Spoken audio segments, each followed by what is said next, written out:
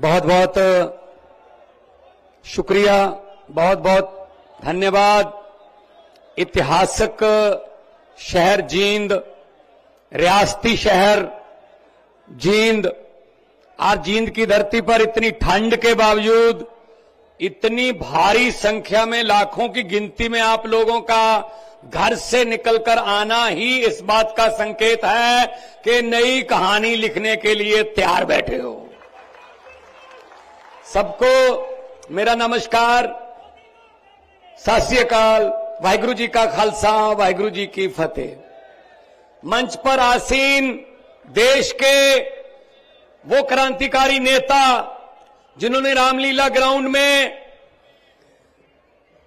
Corruption के खिलाफ, भ्रष्टाचार के खिलाफ और राजनीति जो कि पारदर्शिता वाली नहीं थी, पारदर्शिता वाली राजनीति के पक्ष में एक आंदोलन शुरू किया। धीरे धीरे लोग जुड़ते गए, काफिला बनता गया। मेरी मुराद है दिल्ली के मुख्यमंत्री और आम आदमी पार्टी के संयोजक श्री अरविंद केजरीवाल जी, जो आज अपनी ही धरती पर आए हैं, क्योंकि हरियाणा का लाल केजरीवाल जो इस धरती से उठ के पढ़ाई लिखाई करके बड़े अफसर बन गए थे, बहुत बड़े अफसर बन गए थे, IRS ऑफिसर बन गए थे, इनकम टैक्स के कमिश्नर बन गए थे। भाई साहब, कहा जाता है कि इनकम टैक्स के दफ्तर का तो चपरासी नहीं मान होता, ये तो कमिश्नर थे। चाहते तो ये भी बोरियां भर के नोट कमा सकते थे, लेकिन इन्होंने अपने लिए पैसा कमाना जरूरी नहीं समझा। जो नेता और अफसर लोग आपका पैसा लूटते हैं, उसको बचाना जरूरी समझा इन्होंने। तो इन्होंने इस्तीफा दिया, राजनीति में आए, पता नहीं क्या होगा। बड़ी बड़ी पार्टियां थी, कोई पैसा नहीं था पार्टी के पास, कोई संगठन नहीं था, जिसको कहते हैं अंधेरे में तीर चला दिया। लेकिन जब दिल से तीर चले, भगवान साथ में हो, तीर निशाने पे लग गया, बिल्कुल निशाने पे लग गया, और भ्रष्टाचारियों को बहुत चोट पहुंची।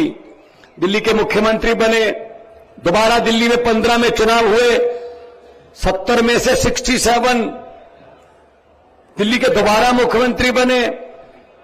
फिर 20 में चुनाव हुए, 70 में से 63 फिर मुख्यमंत्री बने। धीरे धीरे उनके कामों की गूंज पंजाब पहुंचने लगी, तो 2022 के मार्च में रिजल्ट आए, 117 में से 92 सीटें आई पंजाब में। ये बिल्कुल आपके बगल में पंजाब है। क्योंकि जब अरविंद केजरीवाल जी के साथ हम जाते थे, जैसे कि आज हम आए हैं दोनों, ऐसे ही पंजाब जाते थे, इलेक्शन के समय हम लोग गारंटी देते थे, अरविंद केजरीवाल जी गारंटी देते थे कि बिजली का बिल नहीं आएगा, एक बार मौका दे दो, बिजली का बिल 0 आएगा। देखो, गारंटी थी। तो विपक्ष वाले कहते थे पैसा कहां से आएगा, हमने उनको बताया नहीं, लेकिन आज हम बता देते हैं पैसा उन्हीं में से आ रहा है, क्योंकि उन्होंने बहुत लूटा हुआ है, बहुत कमाया हुआ है। हमने वो लीकेज बंद कर दी, पैसा खजाने में आ रहा है। 90% पंजाबियों को बिजली का बिल 0 आ रहा है। ये आपके सामने 1 लाख बिल पड़े हैं, ये देख लो।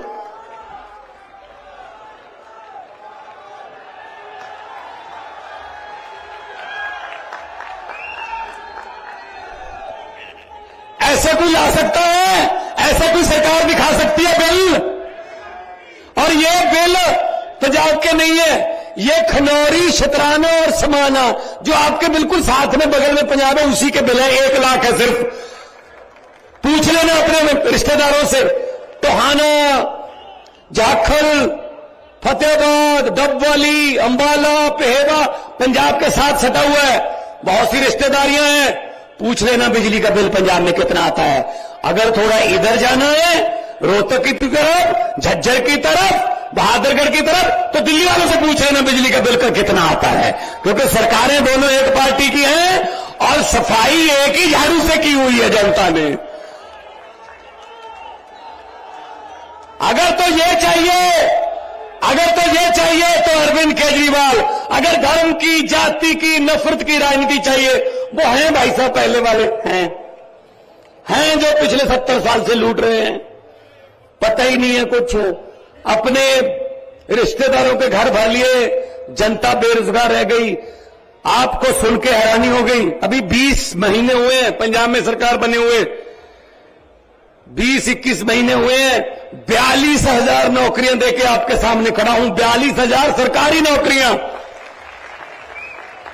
ये गुप्ता जी कह रहे थे 1.5 लाख तो जी हम 2 साल में कर देंगे पूरी, और अफसर बन रहे हैं लोग, अफसर। कोई सिफारिश नहीं चलती, नंबर आ गए ना। अगर 700 नंबर का पेपर है, आपके 680 आ गए, तो ये चिंता करने की जरूरत नहीं है कि मेरे बाप के पास पैसे नहीं है, जब मेरे बाप को कोई एमएलए नहीं जानता, इसलिए 680 वाला बेरोजगार रह जाएगा।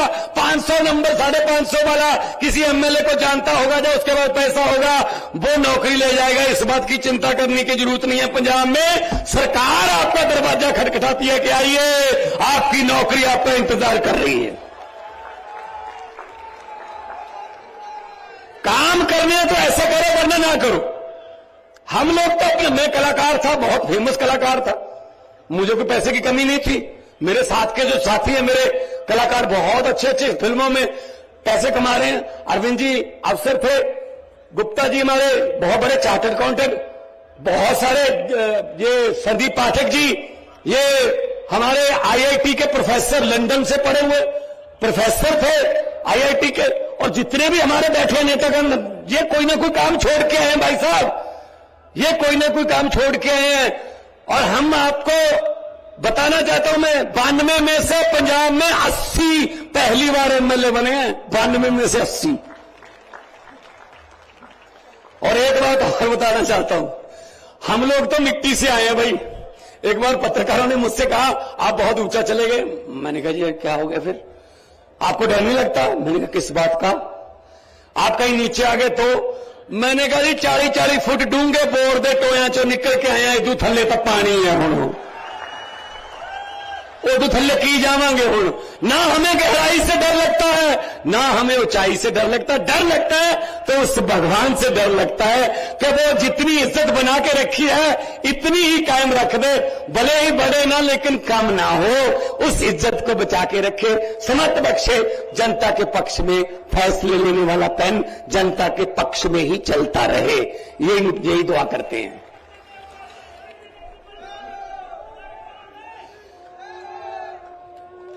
एक बार जो तालियां, जो आपका प्यार मिल रहा है, ये आम आदमी पार्टी जिंदाबाद है।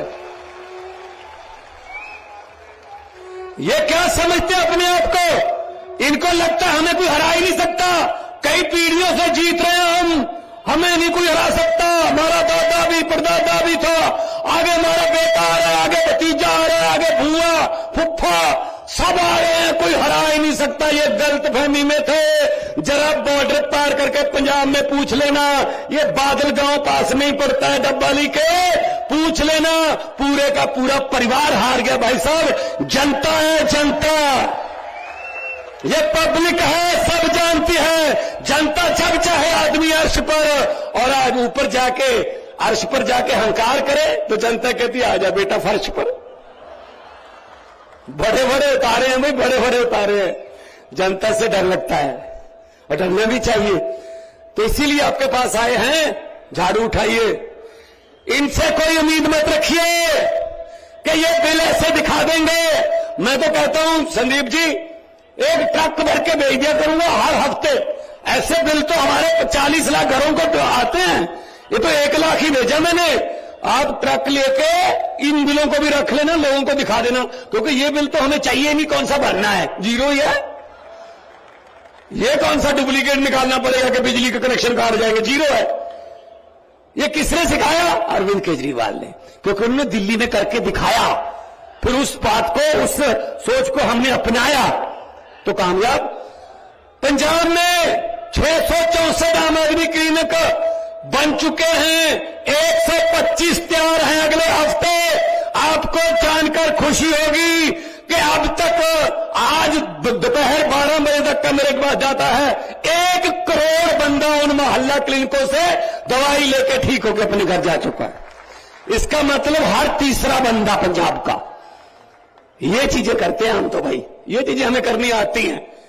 हम वो वाला नहीं करते, इसको उससे लड़ा दो, उसको इससे भिड़ा दो, कभी इससे गठबंधन, कभी उसके एमएलए खरीद लो, कभी उसका ये काम नहीं करते भाई साहब। ये तो जुमले सुनाने वाले तो और हैं। आजकल जुमलों की फैक्ट्रियों में बहुत तेजी से जुमले बन रहे हैं। बड़ी जल्दी लोकसभा चुनाव में आपके सामने जुमले आएंगे, नए नए जुमले आएंगे, सुनने को तैयार रहना। क्योंकि इतना झूठ बोलते, कोई तो सच बोल लो देश के साथ यार। मैं जब पार्लियामेंट में था मैंने तो बोल दिया था, उस वक्त सामने बैठे थे हमारे मोदी जी, हमारे गृह मंत्री, हमारे राजनाथ सिंह जी, सारे बैठे थे। मुझे किसका डर भाई, मैं किसी बात से काना थोड़ी हूं। मैं तो बोल देता हूं सच। सच बोलने का एक ही फायदा है, उसको एक बार बोल के दोबारा याद नहीं रखना पड़ता। जब भी बोलोगे सच ही बोलोगे। झूठ बोलने वाले को दोबारा याद रखना पड़ता है कि पिछले साल क्या बोल के गए थे जींद में, इस बार क्या बोले। सच वाले को क्या रखना। 15 लाख रुपए आ गया जी, तो गुप्ता जी आप तो कहते आ गया, पंजाब में भी नहीं आया, फिक्र मत करो, ये नहीं आएगा। ये यही चीज मैंने बोल दी थी पार्लियामेंट में। मैंने कहा 15 लाख की रकम लिखता हूं तो कलम रुक जाती है। जुमले सुनिए इनके जुमले। 15 लाख की रकम लिखता हूं तो कलम रुक जाती है, काले धन के बारे में सोचता हूं तो स्याही सूख जाती है। मोदी जी हर बात ही जुमला निकली। अब तो ये भी शक है क्या चाय बनानी आती है। ये बात शक में है भाई साहब। मुझे लगता नहीं चाय बनानी आती होगी, क्योंकि वो तो स्टेशन कहते हैं, स्टेशन ही बाद में बना था जहां पर बेच के चाय। किसी ने मुझे लिख के भेजा व्हाट्सएप पे, कहता एक छोटा बच्चा था गुजरात में एक स्टेशन पर रेलगाड़ी में चाय बेचता था। गुजरात के एक स्टेशन पर रेलगाड़ियों में चाय बेचता था, बड़ा होकर उस बीच में रेलगाड़ी ही बेच दी। सब जहाज बेच दिए, तेल बेच दिया, भेल बेच दिया। कुछ चीज नहीं है जो, हां थोड़ा मीडिया खरीदा जरूर है। ऐसा नहीं है कि बेचा है, कुछ खरीदा भी है तो खरीदो फरोख्त करते रहते हैं। कुछ एमएलए खरीद लिए, ये वो कर लिए। इनका क्या करोगे भाई साहब। 70 साल से इनको ट्राई कर रहे हैं। अब परखे हुओं को और पथ परखो, कुछ नया तो करो, कुछ तो नया करो। तो इसीलिए मैं कहता हूं ये डर गए, ये डर गए, ये हमें जेल में डाल रहे हैं। किसी बाबू ने आके बता दिया जी दिल्ली में अस्पताल बहुत अच्छे हो गए सरकारी, सब पे इलाज फ्री है जी, पैरासीटामोल की गोली से लेके सारे इलाज फ्री है जी। जो प्राइवेट अस्पतालों से हमने कमीशन लेके उनको खुलवाया था जी, वो तो खाली है। क्या करे। मोदी जी ने पूछा किसने बनाए, सतिंदर जैन ने बनाए, जेल में डाल दो। जेल में डाल दिया सतिंदर जैन को। फिर कोई आया जी स्कूल बहुत अच्छे कर दिए, स्कूलों में प्राइवेट से निकाल के बच्चों को सरकारी स्कूलों में दाखिला करवा रहे हैं बच्चे मापे। हमारे वाले प्राइवेट वाले कमीशन वाले खाली हो रहे हैं जी। तो पूछा साहब ने किसने बनाए जी, मनीष सिसोदिया ने, जेल में डाल दो। जेल में डाल दिया। फिर बताया किसी ने जी अरविंद केजरीवाल हरियाणा भी जाता, मध्य प्रदेश जाता, जहां भी जाता है बीजेपी का सुपड़ा साफ हो जाता है जी, बहुत बड़ी बड़ी रैलियां हो रही हैं जी। तो उसने कहा अच्छा ईडी का नोटिस भेजो, जेल में डाल दो। ये हमें ऐसा डराते हैं। संजय सिंह को जेल में डाल दिया, हमें ऐसा डराओगे आप, जेल से डराओगे। हम वो पत्ते नहीं। यहां पे बीजेपी वाले भी आए होंगे, 2-4 तो आए होंगे ना, आते हैं, देखो आते हैं वो, उनको आना पड़ता है, बताना होता है ना कि क्या हो रहा था, किसने क्या बोला, नारे कितनी जोर से लग रहे थे, तालियां कितनी जोर से बज रही थी, उनको बताना पड़ता है। अगर है ना यहां पे, मैं उनको ये बात कहना चाहता हूं कि भगवंत मान जींद आया था, ये बात बोल के गया था कि हम वो पत्ते नहीं जो शाख से टूट कर गिर जाएं, हम वो पत्ते नहीं जो शाख से टूट कर गिर जाएं। बीजेपी की आंधियों को बोल दो औकात में रहें। हमको डराने की कोशिश मत करो, हम किसी और मिट्टी के बने हुए हैं। हम देशभक्त लोग हैं, हम नेशनलिस्ट लोग हैं, हम झंडे को प्यार करते हैं, देश को प्यार करते हैं। ये पंजाब ही है, छोटा भाई है पंजाब का, हरियाणा, इकट्ठे ही थे सब। भाई साहब बॉर्डर तो हमारा लगता है ना 532 किलोमीटर पाकिस्तान के साथ, हमारे अग्निवीर, हमारे फौजी जवान खड़े हैं ना अपना सीना तान के। गोली जब भी देश की तरफ आती है पहले हमारे सीने में आती है भाई साहब। इनको क्या पता है यार देश का? ये हमें देशभक्ति के सर्टिफिकेट बांटने वाले कौन होते हैं ये? तो इसलिए मैं कह रहा हूं, उठो जागो, ये मत कहा करो हमने क्या लेना है। भाई हम नहीं लेना है। अगर भगत सिंह ये सोचते हमने क्या लेने का, याद होते लाला लाजपत राय जी का आज उनका जन्मदिन है। आज लाला लाजपत राय जी अगर सोचते मैंने क्या लेना है, उन्होंने लाठियां खाई थी अंग्रेजों से। अरे भाई साहब उन्होंने खून दिया हमारे लिए। हम क्या कर रहे हैं? हम कुछ भी नहीं करना, कोई गोली नहीं चलानी, कुछ नहीं करना। एक ऐसा बक्सा होता है जिस दिन वोट पड़ेंगे ऐसी होगा, पर्दा लगा होगा, एक बटन दबा देना, झाड़ू वाला बटन दबा देना और उसमें से एक आवाज आएगी, टिंग ऐसे आवाज आएगी। उसको मशीन की चीख मत मानना, उसको बीजेपी और कांग्रेस वालों की चीखें मान लेना बस। इन्होंने हमारी चीखें बहुत निकलवाई हैं, बदला लो इनसे। और कोई चारा नहीं है, और कोई चारा नहीं है। तो पंजाब में नौकरियां मिल रही हैं, पंजाब में बिजली आम है। एक बात और अच्छी हुई पंजाब में, आमतौर पे क्या होता है, सरकार आती है, सरकारी इदारों को घाटे में दिखाती है, अपने दोस्तों को भेज देते हैं। लेकिन पंजाब सरकार ने उल्टी गंगा बहाई है। 1 जनवरी को अनाउंस किया, अभी अरविंद केजरीवाल साहब जाएंगे, उसका पूर्ण रूप में हमारे अंदर जो काम करेगा वो गोविंदवाल साहब, खडूर साहब ने गोविंदवाल साहब वाला थर्मल प्लांट प्राइवेट सरकार ने खरीदा है कि हम चला के दिखाएंगे इसको। आपसे नहीं चल रहा, हम चला के दिखाएंगे। नीयत साफ हो तो सब कुछ हो सकता है। इसीलिए आपके पास आए हैं कि आप साथ दीजिए और जनता का साथ आएगा। हम तो जनता के लिए काम करने वाले लोग हैं। हम कोई लॉबिंग करने नहीं आए, हमारा कोई रेते की खड्ड में हिस्सा नहीं है, हमारा कोई बसों ट्रांसपोर्टों में हिस्सा नहीं है, हम कोई किसी व्यापार में हिस्सा नहीं डालते। हिस्सा डालते जरूर है लेकिन जनता के दुखों सुखों में हिस्सा डालते हैं। सियाने कहते हैं खुशियां बांटने से दुगनी हो जाती है और दुख बांटने से आधे रह जाते हैं। हम आपके दुख आधे करेंगे, खुशियां दुगनी करेंगे।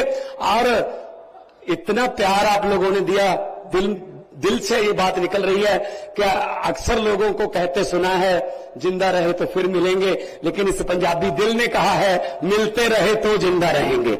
मैं तो आता जाता ही रहूंगा। संगरूर, ये संगरूर की धरती से तो निकले हैं, ये जींद रियासत, ये रियासत की राजधानी संगरूर थी।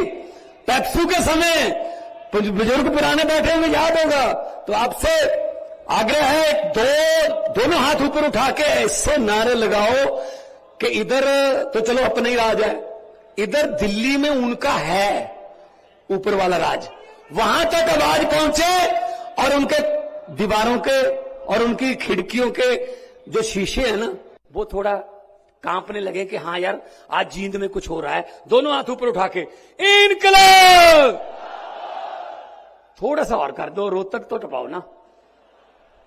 इनकलाब, भारत माता की वंदे, बोले सोनिहाल। बहुत बहुत धन्यवाद, बहुत बहुत मेहरबानी, इतने प्यार सत्कार से सुना। जिंदा रहिए, लंबी आयु हो आपकी, खुशियां आए, तरक्कियां आए। बहुत बहुत धन्यवाद।